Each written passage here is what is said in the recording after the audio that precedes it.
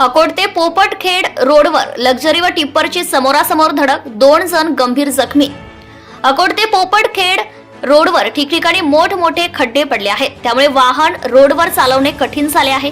या रोडवर आज 9 नोव्हेंबर रोजी दुपारच्या सुमारास टिप्पर व खासगी लक्झरी बसची समोरासमोर धडक झाली. त्यामध्ये 2 प्रवासी गंभीर जखमी झाले आहेत, तर गौण खनिजने भरलेले टिप्पर हे पलटी झाले आहे, तर लक्झरी बसचे सुद्धा मोठ्या प्रमाणात नुकसान झाले.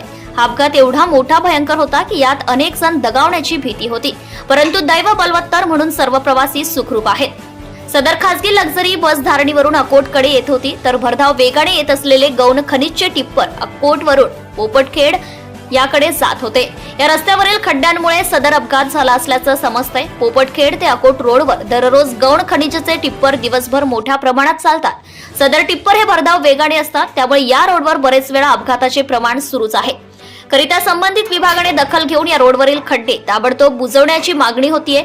सदर घटनेची माहिती मिळताच घटनास्थळावर अकोट ग्रामीण पोलीस स्टेशनचे कर्मचारी यांनी धाव घेऊन जखमींना ताबडतोब अकोट ग्रामीण रुग्णालयात उपचाराकरिता नेण्यात आले. सत्यशोधक न्यूज चॅनल साठी कार्यकारी संपादक विशाल Gavai. Subscribe now and press the bell icon. Never miss an update.